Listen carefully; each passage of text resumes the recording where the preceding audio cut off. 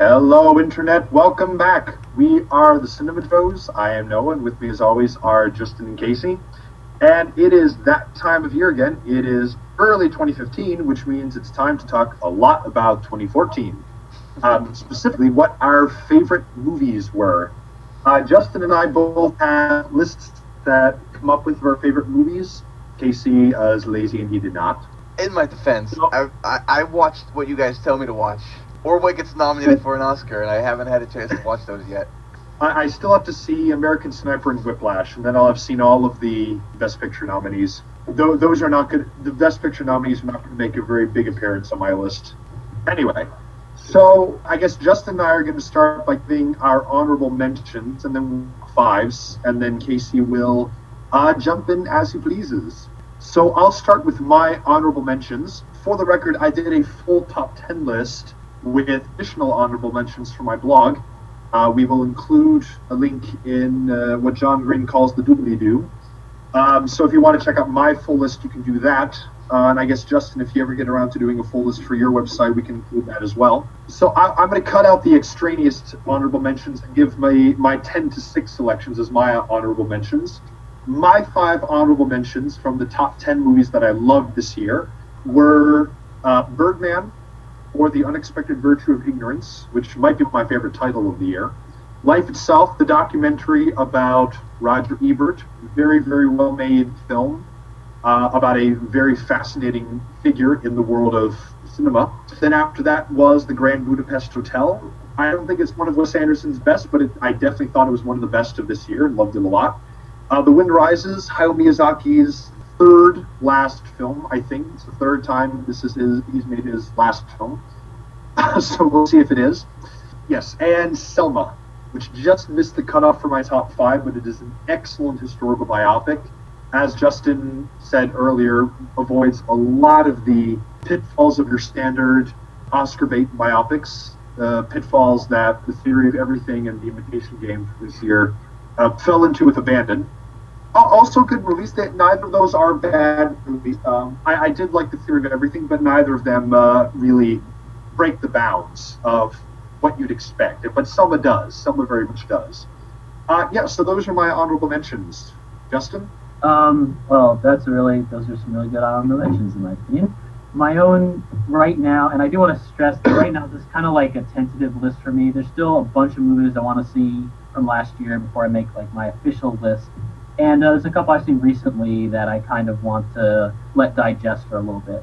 But so here is going to be like kind of like a tentative top 5 with some tentative honorable mentions. Right now, in my number 10 spot is a film that I don't know if a whole lot of people saw. It's called Alan Partridge, Alpha Papa. Steve Coogan as a radio disc jockey who is living in the wrong century, metaphorically, not literally. And part of the humor is just watching this really old-fashioned, traditional disc jockey try to be hip and cool in this time.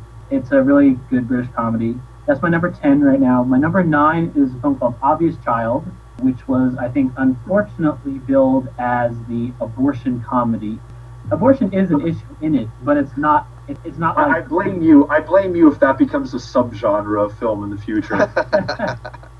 I've seen it referred to that way several times, and I'm kind of like, wow, that's a great way of simplifying a really funny, really honest film. It's really a coming-of-age story, so that's one that I really liked. My number 8 currently is The Grand Budapest Hotel, which of course Noah liked a whole lot as well. Very funny, but also with kind of a dark undercurrent running through it, which I've only started appreciating that recently, I'd say, since I saw it. 7 is Only Lovers Left Alive, which is the Jim Jarmusch vampire romance, which sounds like it could be either the greatest thing in the world because it's Jim Jarmusch doing it, and it also sounds like it could be really terrible because it's a vampire romance. But I can assure you this film is the antidote to Twilight and Vampire Diaries and all that other crap. This one really gets it, and it's not about young love, it's about old love, really. And it's also got really great performances from Tom Hiddleston, who of course played Loki in the Avengers franchise, and Tilda Swinton in, I think, her best performance of this year. She was also really good in Snowpiercer, and they play Adam and Eve, 2 vampires, and it's really just about hanging out with them. and it's really entertaining. So that's my number 7 currently. And my number 6 currently is the Lego Movie, which was just so much fun. And I really wish we could see comedies like that, animated or otherwise, in America these days because they're so rare. So that's my honorable mention list for right now. All right, Casey, any thoughts? No, that's all. That seemed pretty expected. I hadn't heard some of those movies that Justin listed, but they sounded good. Noah's list seems pretty accurate. Again, though, this just goes to show the differences in the movies we watch. Like I would very rarely see these movies you guys listed, except for these types of meetings. The types of movies I see are like X-Men: Days of Future Past, or Guardians, or Captain America 3, which is probably my favorite film of the year of 2014. Captain America 3. I'm sorry, 2. Wow, I'm so God. from the future today. What is wrong with me? Stop shoving your TARDIS in our face. Captain America 2: The Winter Soldier, probably my favorite film of the year. I was actually really impressed. It's probably my favorite Marvel movie since Iron Man. Yeah. I have come around to the arguments that it's among, if not the best of the Avengers franchise thus far. It'll be interesting to see how long this train goes because they've announced through the next like 5 fucking years. Yeah. Yeah. Through 2020, I think. DC too. Yep. They're all very excited. Yeah. I'm very excited for all of the movies they've announced. Maybe less so for like Ant-Man, but everything else sounds pretty good. As of right now, I can't imagine a Marvel movie actually managing to crack my top 10, but we'll see. We'll see. Yeah. Yeah. Winter Soldier would definitely. I mean, the reason I loved it was because it was your typical, blockbuster action movie, but it had a lot more depth that you don't often get, both character and philosophically. Like it actually, I was kind of skeptical going in, saying like, okay, this is our like all American boy. Like I never found Captain America as interesting Right. as other Marvel characters. Right. And the film really made Captain America awesome, doubting himself, really interesting. You really rooted for the guy. Yeah. Yeah. And They just really like made him him relatable. trying to come to terms with, he wants to do right, but what does that mean? What path can you choose that will lead him down the right one? Yeah. And Yeah. I really appreciated that about the film. And I loved the team aspect of the movie, Black Widow and Falcon. I may have liked those 3 characters together better than the Guardians of the Galaxy. I might agree with you there. Yeah. I mean, I loved how they played off one another. I'm very excited that the team, the creative team, the directors, and all those people will be back for Captain America 3, Civil War. Yeah. So that's going to be Yeah. a big undertaking. Yeah, no, I am interested to see where the franchises go from here. But yeah, so that was a quick rundown of our like 10 through 6. Because we're the 2 that have like something approaching a list. We're going to go back and forth and go into a little bit more detail about our top 5. What made us pick those as our like 5 favorite movies of the year. And again, with Casey jumping in as he desires to do so. Okay, so my pick for number 5 for this year was, much to my surprise, because I don't see a lot of documentary movies, and I try to see more, and I made it a point of seeing a lot this year, but I never expected that one would... I had high expectations for Life Itself, because I'm a huge fan of Roger Ebert. I never expected one would crack my top 5 until I had the chance to see Citizen 4, which is, if you're not aware, is Laura Poitras's 3rd documentary about U.S. policy post 9/11. It's an unofficial trilogy about United States post 9/11, and Citizen 4 focuses specifically on the very first meetings between herself, Glenn Greenwald, a 3rd journalist whose name escapes me now, and Edward Snowden in Hong Kong. She was already in the process of making the film when she was contacted by Edward Snowden and simply incorporated the events that followed into what she was already making. That could be considered a flaw in the movie, in that you do see some of the cracks between what she was doing beforehand and what she incorporated later. But the film is so well made and so quickly brings you into a mindset of having to remind yourself that you're not watching a Bourne movie. You're like, oh, wait a second. I'm not watching a Cold War spy thriller. I'm watching actual freaking history happen in real time. That's how slickly made this movie is, and it's so... I think that whether or not you love or hate Snowden, and I don't think this is not a film that will change opinion either way. The film itself is so clearly and so acutely pro Snowden, but it's so powerfully and effectively made that you have to be impressed by the skill that goes into the creation of the film itself, even if you completely disagree with it. And it's a film that I think will be used as a primary source by historians in the future, because the vast majority of it is simply raw footage of the meetings themselves, which when they start, one of the journalists has to ask, like, I don't even know your name, like, who are you? They didn't even know who he was at this point. And that is most of the documentary, simply the raw footage of Ed Snowden and these journalists in his hotel room, interspersed with a narrative of what followed the revelations. And it's an incredible movie to talk about afterwards, because there's a wealth of arguments and debates to be had about the information she includes, the information she does not include, and how all of the decisions she makes influence what she's trying to say about our modern world and about the dangers and the risks of our modern world, which I think everyone should be able to agree on as valid, whether or not you think that we need people like Snowden, or that we should have people like Snowden who function as whistleblowers. I mean, whether or not you agree or disagree with those arguments, I think we should be able to find common ground on the fact that, and as things like the Sony hack recently showed, for all the opportunities that the internet has brought us, there are risks as well, and we have to find ways to deal with them. So that's why Citizen 4, as soon as I saw it, I knew it rocketed into my top 10, and I eventually decided that it was my number 5 film of the year. Wow, yeah, I've definitely heard a lot of good stuff about that film, and it only just brings to light my lack of documentary viewing from this past year. The documentaries, they get short shrift in They really do. They really do. And, you know, we always hear about, there's far fewer documentaries you hear about than, you know, narrative feature films. On that note, I will choose a narrative feature film as my number 5, and that film is Gone Girl from David Fincher. A film that is really, like, I was really impressed watching a crappy bootleg version of this film, like, a second time. Like, I saw it first in the theater, and then the crappy version, and I was just amazed how enthralling the whole thing was.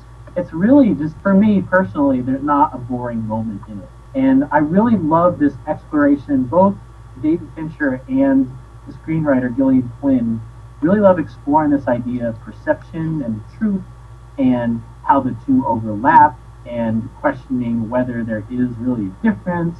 It has some moments that we might say are realistic, particularly the portrayal of the news coverage and sort of the media circus that erupts because of this perceived crime. Yeah, the capriciousness of public perception. Yes. So it definitely has that, but it's also a little bit, it's a little more abstract. I love the way Fincher used shadows, sort of contrasted with like this white light, and I really think it creates this almost dreamlike environment, which of course is underscored by the by the score by Trent Reznor and Atticus Ross, who of course have added another collaboration with David Fincher and always do a fantastic job. By the way, a little connecting thread between both of our top 5s, the music that Poitras uses in Citizen 4 is also from Trent Reznor and Atticus Ross. I didn't. In my review of the movie, I explicitly said that it sometimes felt like a David Fincher. Yeah, Yep. It's just superficially entertaining. It's got fantastic performance from Rosamund Pike, who's like, it was really a shame for me to not be able to talk about what made her so great in this movie, because it was like giving away a huge plot revelation. But yeah, that is my number 5, Gone Girl, a film that, despite all its controversies, I loved quite a bit. Casey? I was going to say, one movie I don't think is going to make it onto your list that I don't even know if you guys saw, that I really liked, was, and this is in no particular order, if I don't have a list like Noah's repeated, but I really enjoyed this movie, Big Hero 6. Did any of you see that movie? Yes. That was a really good... Really? I just wanted to give a shout out to that film, because I don't think it's going to make it onto your top 5s. You guys have more highbrow selections, which is fine, which is what this is all about. I simply have not seen it yet. All right. I mean, there is a little pain, like heartbreak in the beginning, but it's overall a feel good. All right. So number 4 for me was the Lego Movie, which Justin put it loosely as number 6. What I loved about the Lego Movie is not only was it one of the most fun movies or movie experiences that I had this year, it was also, you know, for all of its superficial noise and color and laughter and jokes, there was a lot of intelligence to it in how it pokes fun at and includes so many tropes, but has very intelligent subversions of them, but with its humor, it subverts a lot of these story tropes and character stereotypes, and is so over the top with them that you think to yourself, this is incredibly silly, this is what a kid would think of, and then, spoiler alert, you find out that's the whole joke the entire time. It is a kid who's picked up on all of these standard cliches, and it has thrown them all together. And the subtle backhanded joke at the end then is screenwriters who who allow themselves to continuously fall back in these stereotypes just to be safe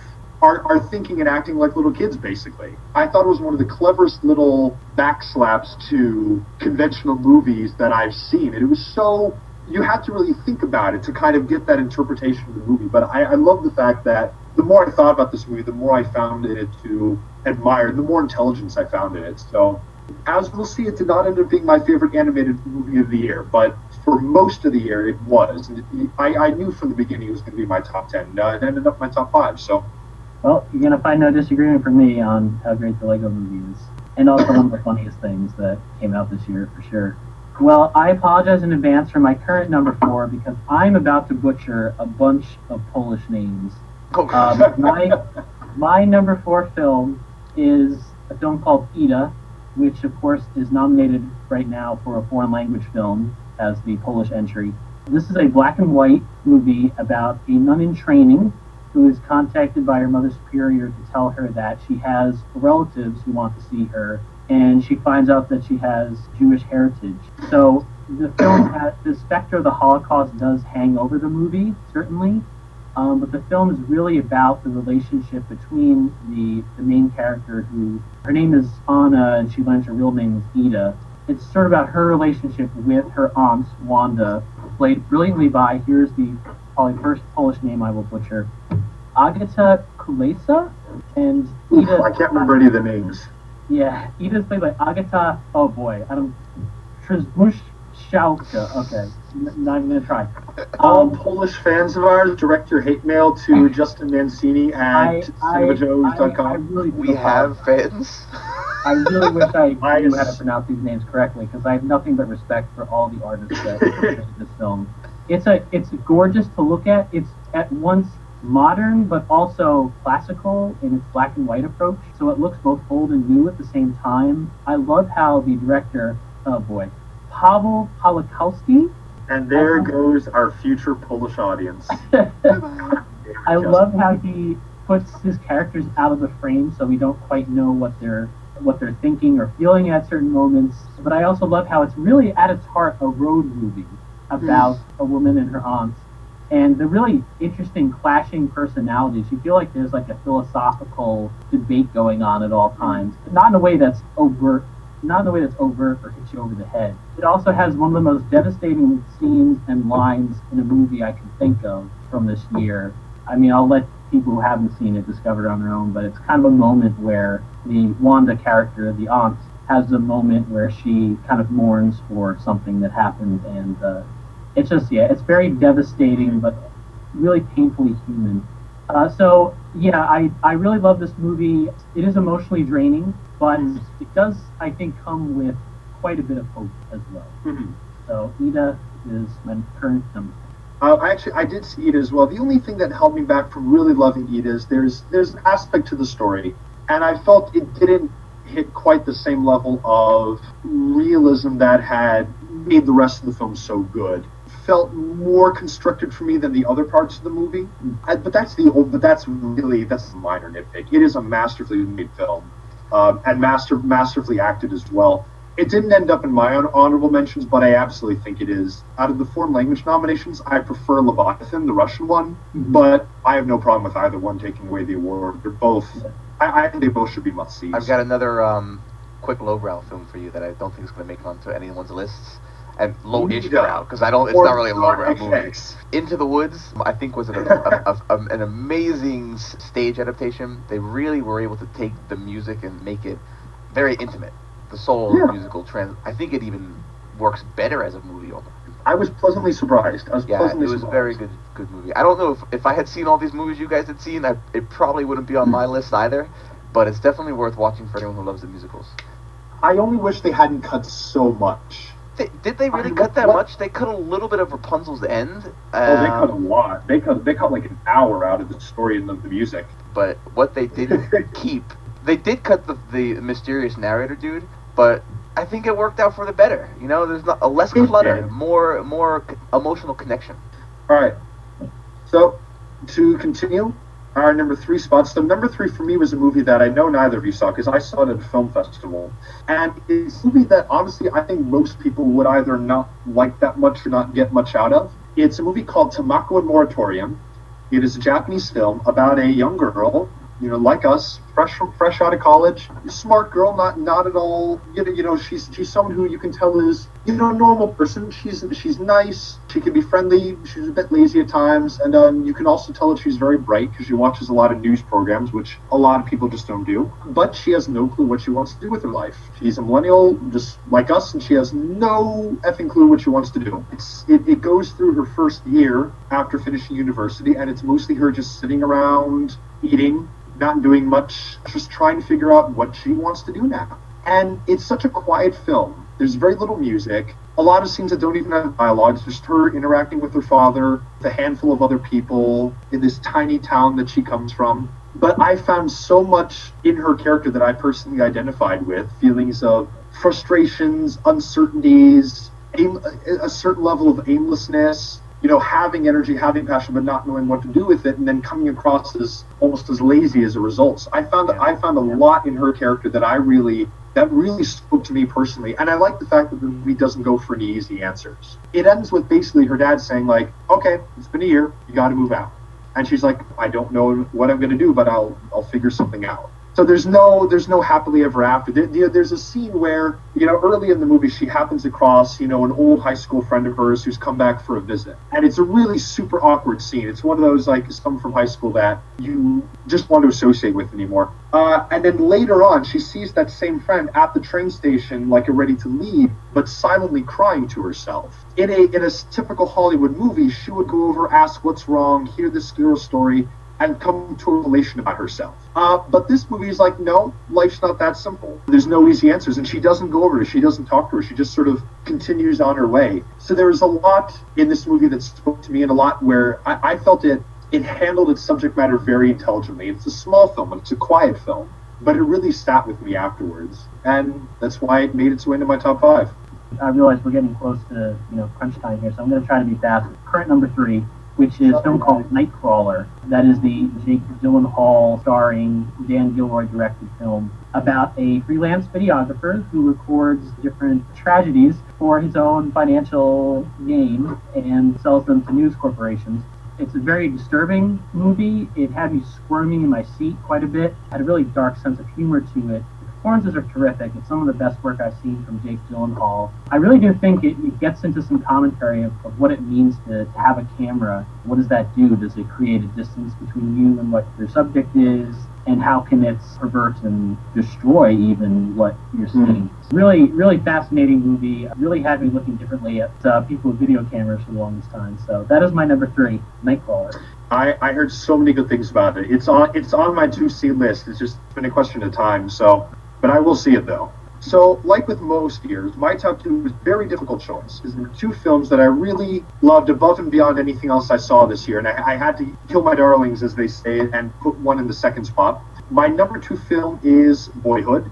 I was waiting for that to show up. I knew it had to be somewhere in the top 3. Oh yeah, Boyhood, which is the film I'm going to be rooting for that all night on Oscar night. One very daring film, very creative idea. It may eventually top one of his other films, Waking Life, in my all-time favorite movies list. Wonderful story about a very specific boy, filmed over 12 years, showing him growing up over that time. You know, he makes a specific, nuanced, individual life, but by doing that, he illuminates to an even greater degree. Most people will find at least a few scenes in this movie where they're like, yep, that was me when I was X number of years old. Very well made film, very realistic in how it includes bits of the outside world, and it moved me a lot when I saw it. Yeah. So switching gears a little bit, my number 2 is also another film that we discussed on this podcast, and that is, of course, Under the Skin. I really took to this movie. I knew pretty much from the opening scene, which is like this Kubrick-esque abstract montage of, well, it could be many things. It could be her coming to Earth. It could be rapidly learning language. It could be so many things, and all of them and none of them. I really just want to echo our discussion, how we Noah, you pointed out that this film really straddles a lot of genres, which I think it does. And I also want to commend Hannah for pointing out that this film really does deal with what it means to be female-bodied in a world where the things you do can be seen in a certain way, and that there's a potential danger to not knowing the rules of being someone who is female-bodied in the world that we live in. So it's a really haunting movie, not for all tastes, but definitely not for all tastes. Mine, so Yeah. Under the Skin, definitely my number 2. So, my number 1 film of the year, for the second straight year, not for any intention of my own, but for the second straight year, my number 1 film of the year is a Japanese animated movie by the guy who founded Studio Ghibli with Hayao Miyazaki, but he is much less prolific than Miyazaki. A man named Isao Takahata, who one of his earlier films, Grave of the Fireflies, is considered one of the best Ghibli films ever. And I think this final film of his, The Tale of Princess Kaguya, also deserves to be considered one of the greatest films Ghibli has ever produced. It is based on a very old Japanese legend. The Tale of Princess Kaguya is about a bamboo cutter who cuts open a bamboo stalk and finds a little fairy princess sitting inside it. He takes her home to his wife, where she, in an instant, turns into a human child. And even though they're an old couple, the old lady, finds that she has milk for the baby and breastfeeds her, and they begin to raise this little fairy girl as their own. But she grows very quickly and is soon a young woman, and they're very happy. They live a very idyllic life where they're poor, but they have plenty. And the father decides that this is not enough. This girl is a princess, and brings her to the capital, try and raise her in the manner of a Japanese noblewoman, to bring her up to be a proper Japanese lady. It really is the best. It is a beautiful movie. It's gorgeously animated. The story is great, funny. So it's my favorite film of the year. Okay, my number 1 currently is a film that actually Noah mentioned as his number 2, and that is Boyhood. You already said so many great things about it, so that's kind of a tough act to follow. So I'll just say that this film really has just been growing on me since I saw it back in August. I really just appreciate how well observed it is and how specific all of these characters are. I feel like with this kind of project, they could have made these characters just kind of generic and let a little too a little too bland. They could have let the stunt be the movie, and I don't think they did at all. I love how the main character, Mason, played by Eller Coltrane, grows into this specific character. He's not what all young men grow into necessarily, but he is his own person. He makes his own decisions, and the film really, I think, is pretty even-handed at portraying both the main character and the adults around him, even when characters do things that are not the best for anyone in this situation. So I really, there's so many great moments in this film. This film is arguably a film of moments, and I just think there are scenes that will stay with me that are as powerful as anything I've seen at the movies, and there's just such an emotional power walloped to this movie. I don't feel it ever becomes sentimental. It's all very honest without being sentimental, and I really appreciate that, and I think it's one of Linklater's finest movies from what I've seen. So Boyhood is currently my number 1. Let's say goodbye to 2014 movies and look forward to 2015 movies. Goodbye, our viewers. Check out our other videos. Please subscribe. All that yada yada yada. All the links that we talked about will be in the doobly-doo below. Have a good 2015. We'll see you soon.